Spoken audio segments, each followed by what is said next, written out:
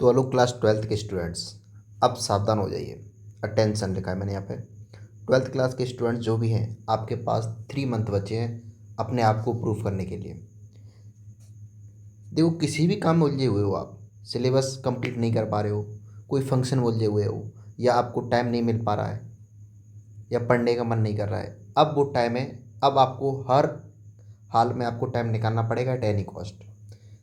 3 month बचे हैं, अब भी स्टार्ट करोगे तो भी बहुत अच्छे मार्क्स लेके आ सकते हो।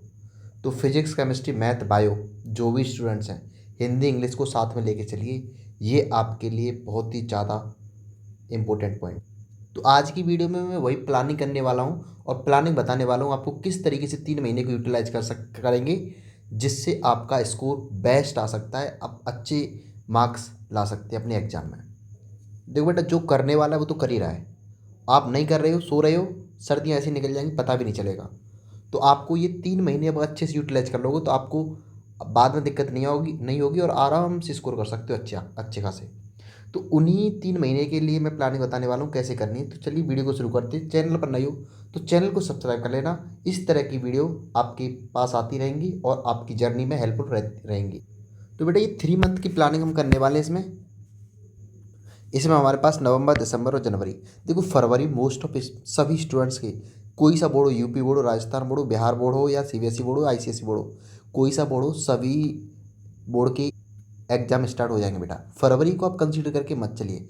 फरवरी सिर्फ और सिर्फ आपका रिवीजन है और आपको पता भी नहीं चलेगा कब फरवरी निकल गया। उसमें सिर्फ और सिर्फ क्विक रिवीजन कर सकते हो और कुछ नहीं कर सकते हो। तो नवंबर, दिसंबर और जनवरी में क्या करना है आपको? देखो बेटा, नवंबर नवंबर में आप क्या कर सकते हो कि सिलेबस को कंप्लीट कर लीजिए। सिलेबस कंप्लीट कर लीजिए।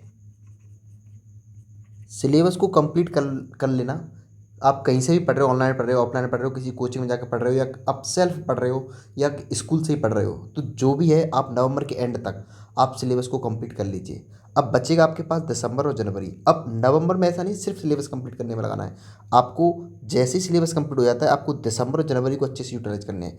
बेटा देखो, दिसंबर में आपको रिवीजन करना है। क्या करना है? रिवीजन करना है। अब रिवीजन में आप कहोगे सर हमने तो पिछले का कुछ भी नहीं पढ़ा है, सब कुछ भूल गए, जितनी भी डेरिवेशंस थे, जितनी थ्योरी थी, जितने भी न्यूमेरिकल थे, फॉर्मूले, सब कुछ भूल गए। देखो, मैं बार बार बता रहा हूँ इस चीज़ को। अगर स्टार्ट कर लोगे तो फ़ायदा रहेगा। एक टाइम पर जब एग्जाम टाइम आएगा तो आपको इतना ज़्यादा सब्जेक्ट, इतना ज़्यादा सारी चीज़ हो जाएंगी कि आपको समझ में नहीं आएगा कहाँ से पढ़ें और कहाँ से ख़त्म करें। तो आपको ये इंपॉर्टेंट है कि बेटा, रिवीजन अगर नहीं कर पा रहे हो दिसंबर दिसंबर में, तो आपकी चीज़ें बहुत हाथ से निकल जाएंगी। अब ऐसा नहीं है कि सिर्फ नवंबर में आपको सिलेबस कंप्लीट करना है। आपको ऐसा भी नहीं है, आपको हिंदी, जो भी आपकी एक्स्ट्रा सब्जेक्ट है जैसे कि हिंदी हुआ, इंग्लिश हुआ, इनको भी साथ में 1 1 घंटे 1 आवर पर डे स्टार्ट कर दीजिए पढ़ना। क्योंकि मार्क्स आपके इनसे भी आएंगे, परसेंटेज आपको ये भी दिलाएंगे, हिंदी और इंग्लिश। ऐसा नहीं है कि आप फिजिक्स केमिस्ट्री मैथ या बायो में अच्छा स्कोर कर लिया और हिंदी इंग्लिश में डाउन हो गया। देखो, हिंदी और इंग्लिश दोनों सब्जेक्ट स्कोरिंग करने लायक, आपकी परसेंट को बूस्ट करती हैं। हालांकि मैथ, फिजिक्स, केमिस्ट्री ये आपके लिए बहुत ज़्यादा इंपॉर्टेंट है, बट आपको करना क्या है, इनको साथ साथ लेके चलना है। तो ये बात ध्यान रखना आपको। तो नवंबर में जिस भी स्टूडेंट का सिलेबस कंप्लीट नहीं हुआ है बेटा, ध्यान से सिलेबस को कंप्लीट करते चाहिए चलिए। अगर कोई चैप्टर वीक है, उसको नवंबर में ही side by side extra time निकाल के उसको कंप्लीट करते चलिए। दिसंबर में सिर्फ और सिर्फ आपको क्या करना है बेटा, सारा के सारा रिवीजन करना है। अब रिवीजन, कंप्लीट रिवीजन करना है बेटा। इसमें थ्योरी भी पढ़नी है आपको, जितनी भी थ्योरी है, डेफिनेशंस हैं, उसके बाद डेरिवेशंस भी आपको यही करने हैं, और सारे के सारे फॉर्मूले रिवाइज करने हैं, और फॉर्मूलेज के साथ साथ न्यूमेरिकल की प्रैक्टिस भी करनी है। बेटा, ये सब कुछ करना पड़ेगा आपको, और तब जाके आपका स्कोर आएगा। तो आपको इस तरीके सिस्टमेटिकली 1 मंथ में, अब 1 मंथ में फिजिक्स हुआ, केमिस्ट्री हुआ, बायो हुआ, मैथ हुआ, मोस्ट ऑफ स्कूल क्या होते हैं, ज़्यादातर स्कूल में टाइम कम कर देते हैं एग्जाम की वजह से। तो आपके पास 3 सब्जेक्ट हैं, फिजिक्स केमिस्ट्री बायो या फिजिक्स केमिस्ट्री मैथ। अब इसमें कम से कम 2 आवर पर सब्जेक्ट को देना स्टार्ट कर दीजिए। 2 आवर पर सब्जेक्ट को दोगे तो आपके पास मिनिमम 6 आवर, इससे कम एट एनी कॉस्ट बर्दाश्त नहीं हो पाएगा।